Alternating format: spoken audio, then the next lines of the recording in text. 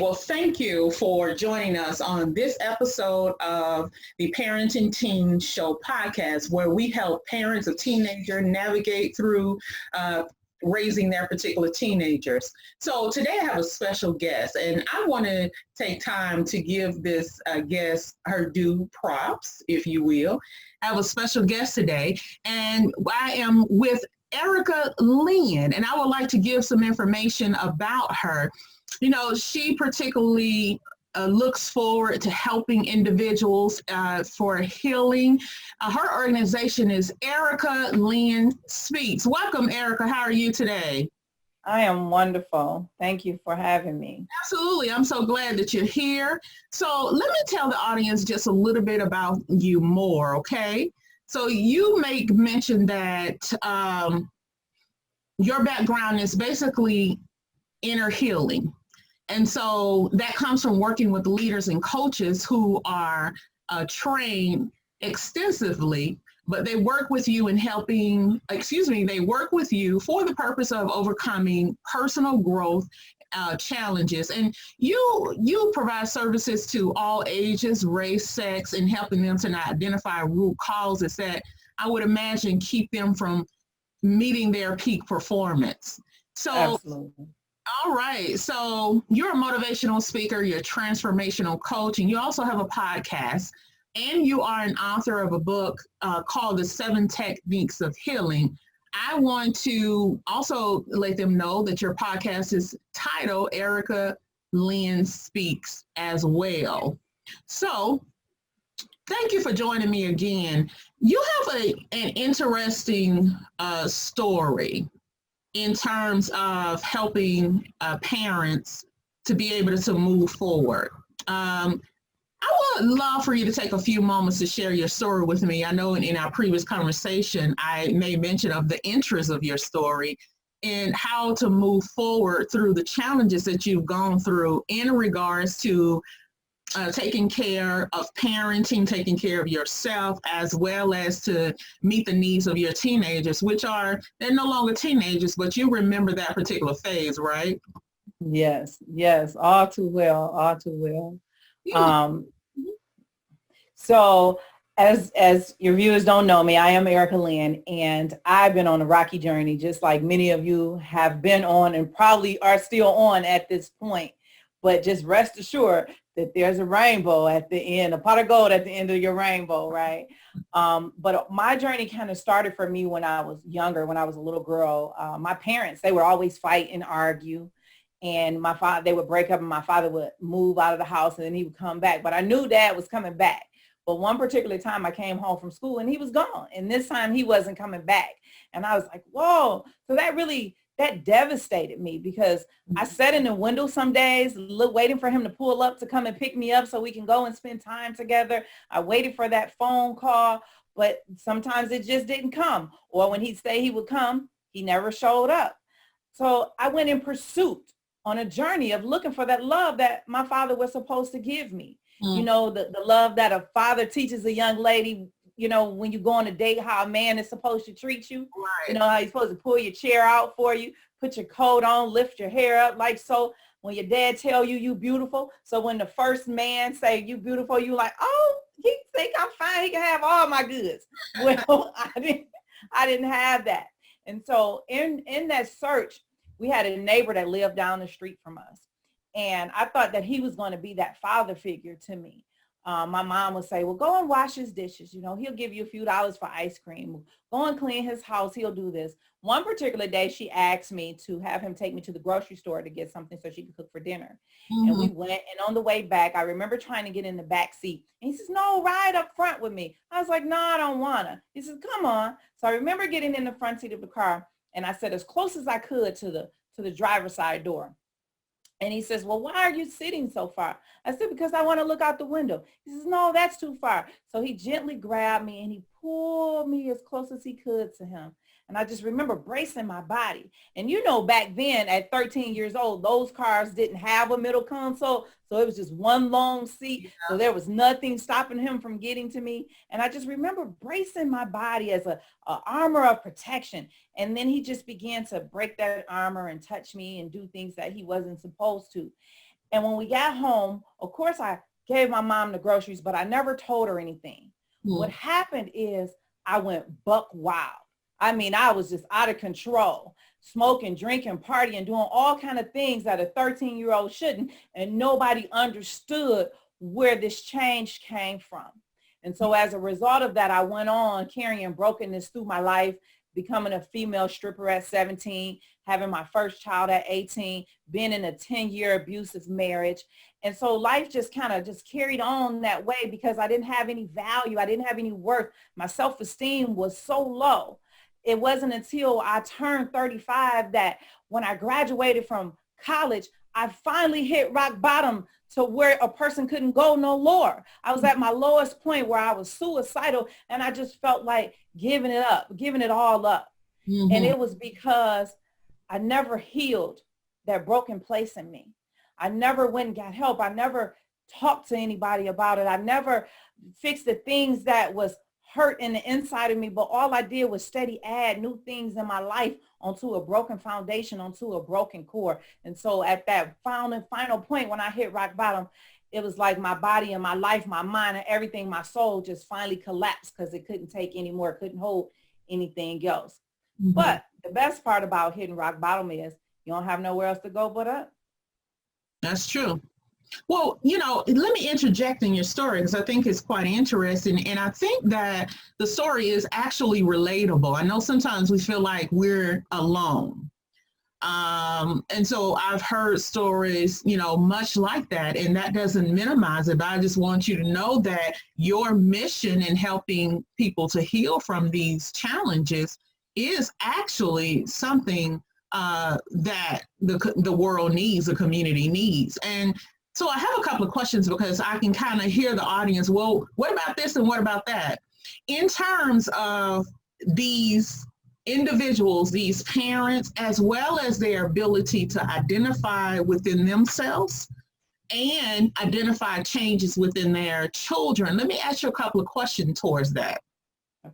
So the first question is, did you, you may mention that you changed quickly, but did you abruptly change, or was it something your guard festered and you began to understand how to have a little bit of mass control so that you wouldn't feel the feelings? Did that happen like almost immediately, or did you shell up and then have thoughts of what you could do to not feel that way and then started to display that behavior? How did that actual point go? It actually happened abruptly. I just instantly changed. Okay. I nobody even understood. If you talk to my sisters and my mom to this day, it wasn't until the women's retreat that I began to share with my sisters what happened when the book came out. And I just instantly changed. I just started hanging out. I became promiscuous. Like I didn't know because my father wasn't there to teach me. My mother didn't, she didn't at that time. She was parenting the best way that she could. Mm-hmm. So learning how to be a young lady, I didn't know. And mm-hmm. my sisters and I, we're so different in age. I just kind of was figuring things out on my own. And everybody classified me as being fast or the wild child. And, you see these young ladies and you go, look, fast tail girl. But do you ever stop to ask yourself why this young lady is acting like that? What happened to her to cause her to be on that path of where you would classify her as being fast? And then the parents, as being a parent, parents don't really take the time to understand or even pay attention really like, why did your attitude change? Why did your personality change? You brush it off as, oh, they just being a teenager. Oh, but really something has happened. But it's our job to find out what has happened. Is there a particular sign that you can educate parents on, while it may not be the direct sign of their teenagers? Is there something that you can say, if you see this, or if you hear this, or if their behavior is doing this, that may be something that you want to pay more attention to? Yes. Well, they begin to withdraw. Young people begin to withdraw, and you can shrug it off like, oh, that's just their personality. They're an introvert. But they begin to withdraw from you. They stay in their room. They don't really want to conversate that much. And so you got to start building a relationship with them so that they can feel comfortable enough to open up. And being a mom of raising 3 teens, right? I went through life thinking that because my daughter was straight A, she speaks Chinese, moved to another country, all of this, like, great. And I was just still saying, she's a virgin, you know, she's a virgin. And I told everybody, and people used to say, no, honey. Yeah, okay. And I was like, no, because she would tell me.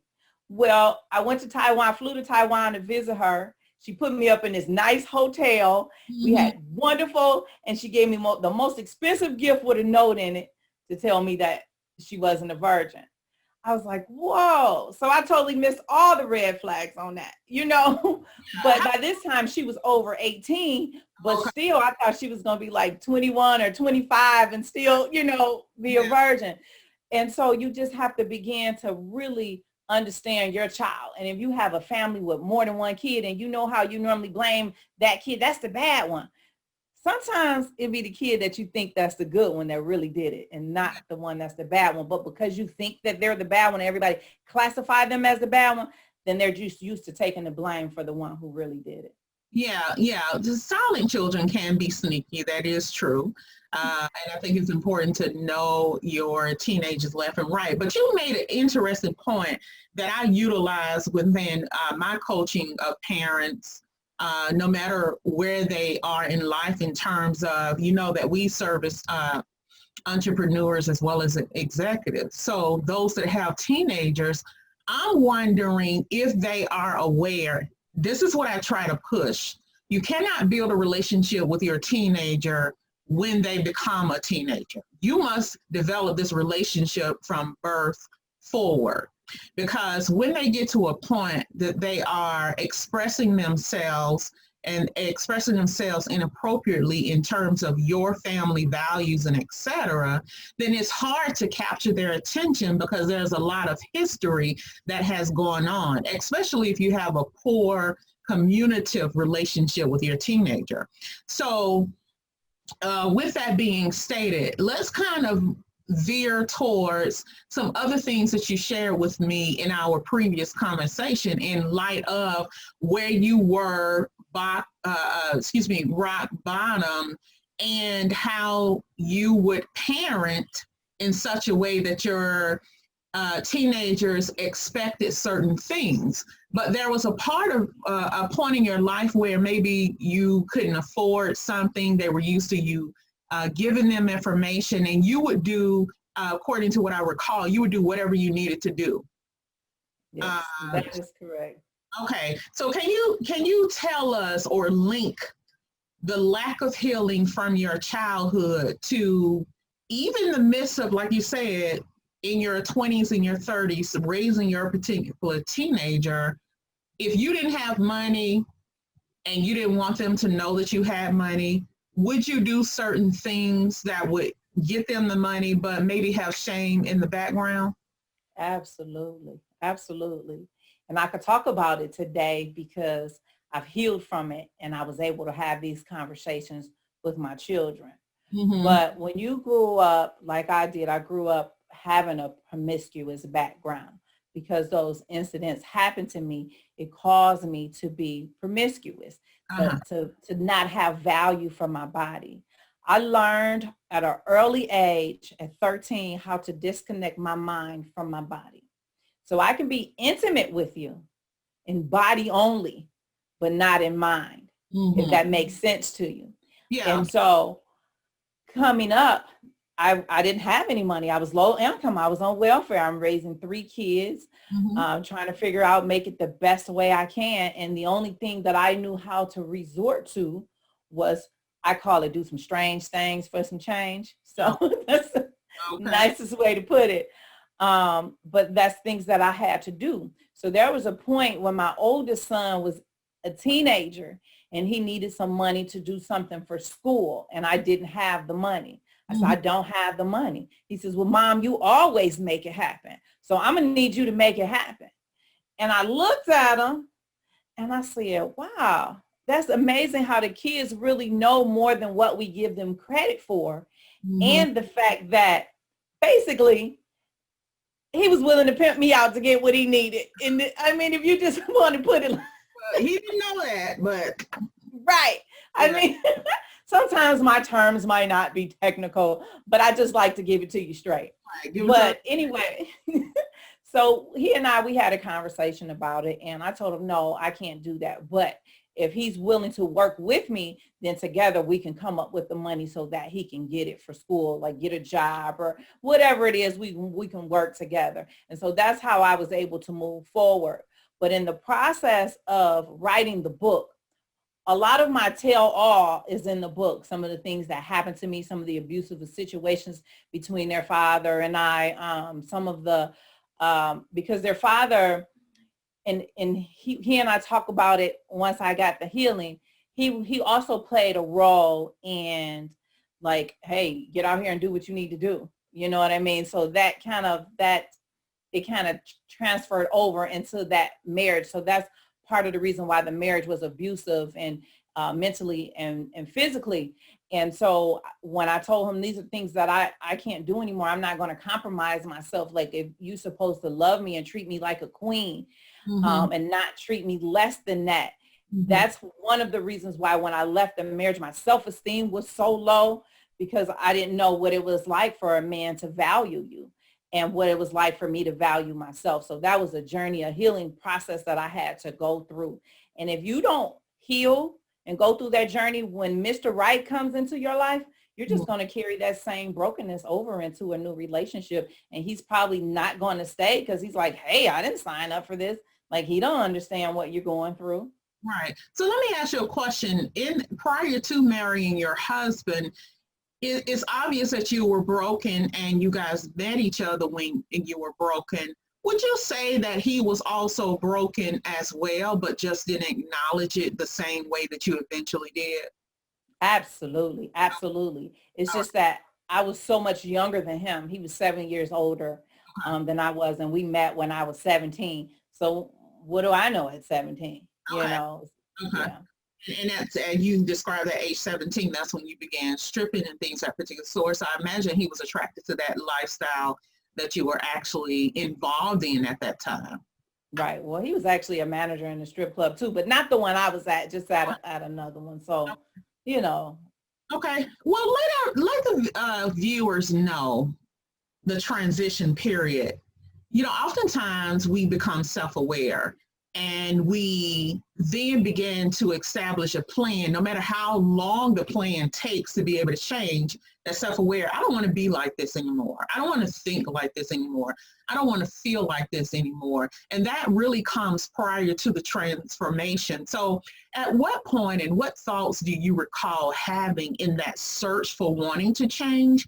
And then what was the start of that transition? Did you get a mentor? Did you hear a message that was enlightening? Did, you know, what started the transition? It was all of the above. The first part of the transition came when I was 28 years old. I remember laying in the bed and it just seemed like a light bulb just came on in my head. And I woke up that morning I said, I want to be different. I want to do things different. I can't live like this anymore. I need to give my children some type of life with values. I need to begin pouring into them so that they don't go down the same road that I did.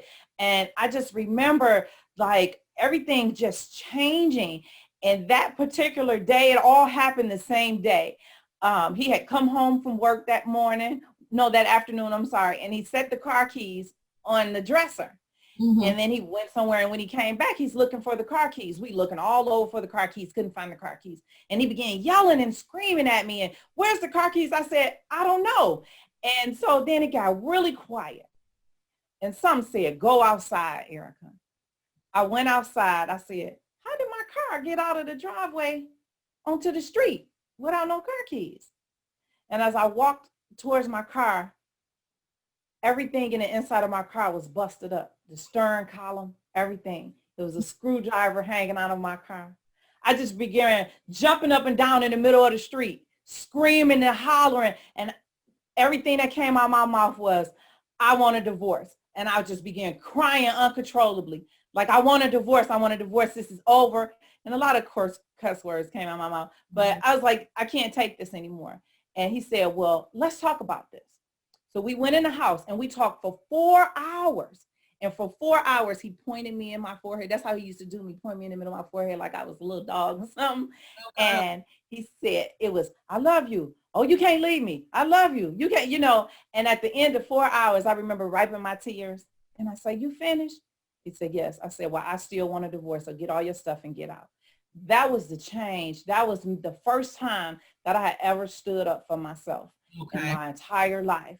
That's when Erica began to stand up for herself and stand up for my children. And so I went on it was a path. It was a process. Because for 10 years, I said, God, what is my purpose? What is my purpose? I would go to church and I would cry through the whole service because I didn't understand what my purpose was. I didn't understand why I had to go through all that pain, why I had to deal with all that hurt and just the things that happened to me. And it wasn't until I came out of the process of when I hit rock bottom, it was time for people to come into my life. It was my father. He came back. We spent the last 3 years of his life because he passed away Halloween in 2017. We spent 3 years loving on each other, me sharing stories with him. He was in the hospital for his first time he had heart attack, and I was married 2 times by this time. And my second husband was abusive too, and we only had been married for like 8 months.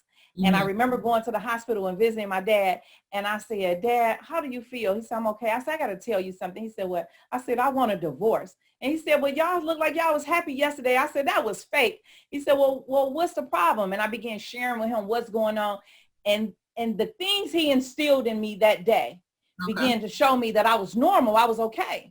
So then my pastor came into my life. He began pouring into me and loving me and teaching me that a man can actually love you and love you from God's love and don't want anything else from you. I was like, wow, this is amazing. And then God sent one more man into my life, and it was my friend. And he began pouring into me, teaching me how to be a CEO, how to start a company, like all these things. And then when I got to my healing point, he says to me, so now what do you want to do with your life?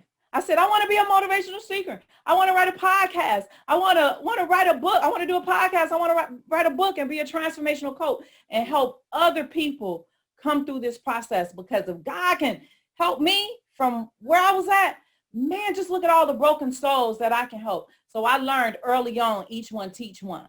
So if somebody teaches you, it is my responsibility to teach other people. I guess it's fair to say that that was your starting point of helping individuals. So why is it important to heal internally? We have probably a few more minutes left.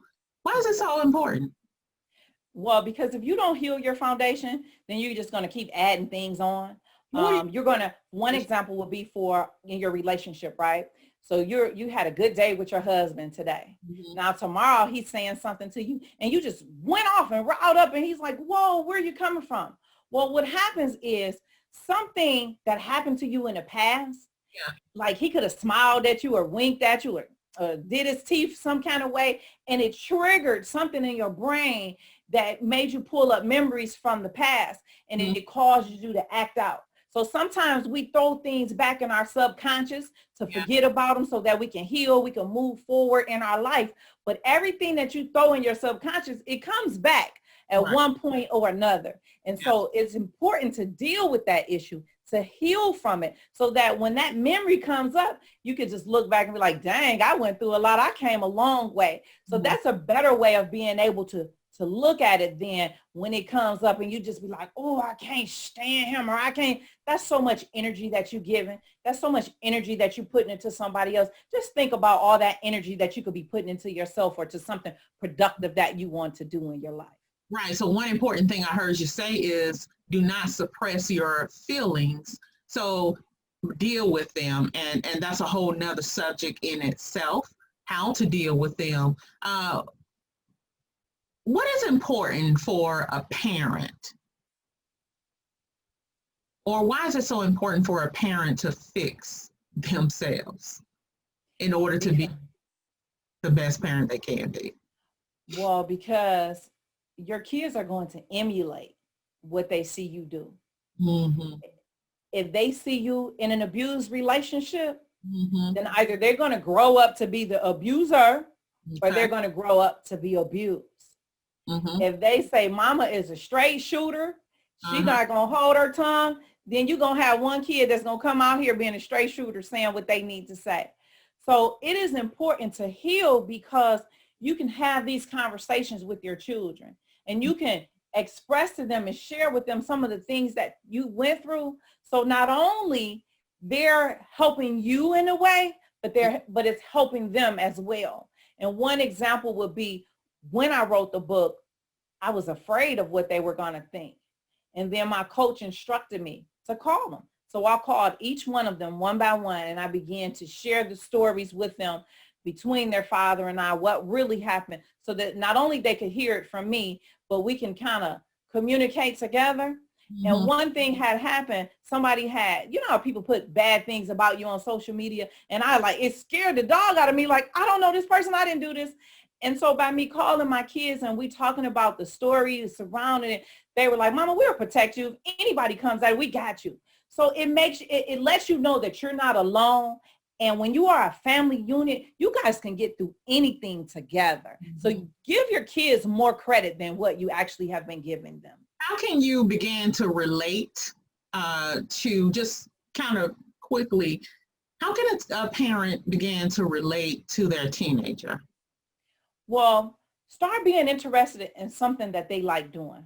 So if they like skateboarding, I know you're not going to get on a skateboard, but actually go to the skateboarding competitions. If they like drawing and writing, find some type of program that they can get into. Say, hey, I went by the store today, I picked you up a stencil.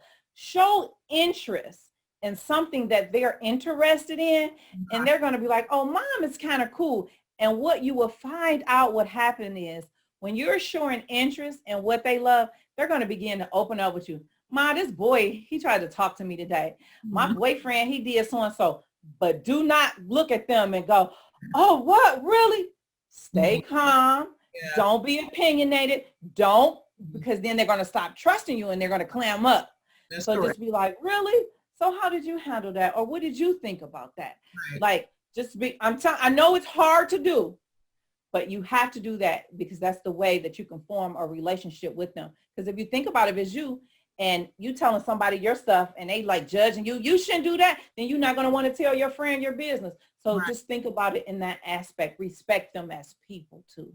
Yeah, and one of the key aspects for parents to really learn to do that is actually to be vulnerable with themselves first, so that they then can be vulnerable with their teenagers. But again, the relationship with your teenagers cannot start at the teenage period.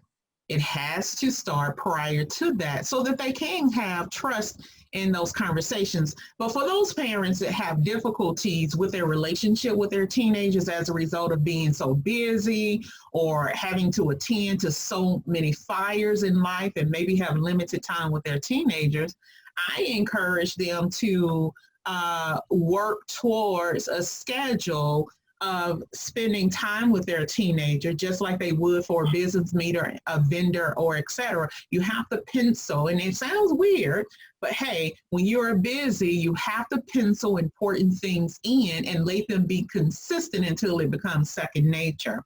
An additional point I wanted to make before I ask you where we can find your book and where we can find you on social media is to help parents understand that while they may be executives and high ends and et cetera in these corporations, when you come home, you are mom, you are dad, you are not vice president such and such, CEO such and such. Your teenagers are proud of you.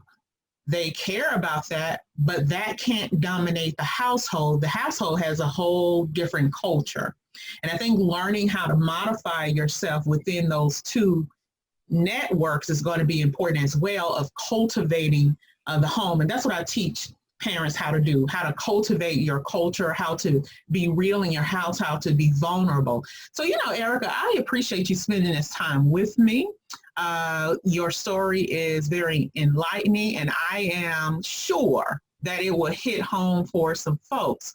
So if they wanted to reach out, if they wanted to get your book, if they wanted to reach out to you, where can they do such online?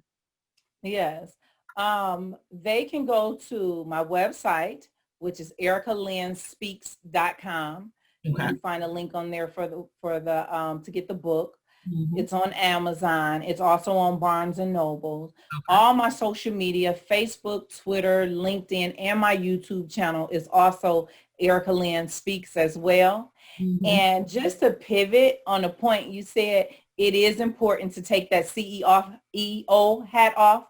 And so my children work for my company, right? So how do you, especially during quarantine, we're all in the same house together. Like, how do you blur the lines?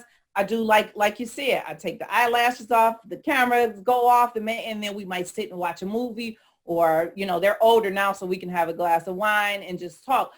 But you have to take that time apart where you're not talking about work or anything. Just how was your day? Tell me what happened. Oh, you know, and when they know that you find interest in them, then that just makes life go a lot smoother, because they be like, Mom, she's cool. Thank you so much, Erica, for being with us today. We have enjoyed you.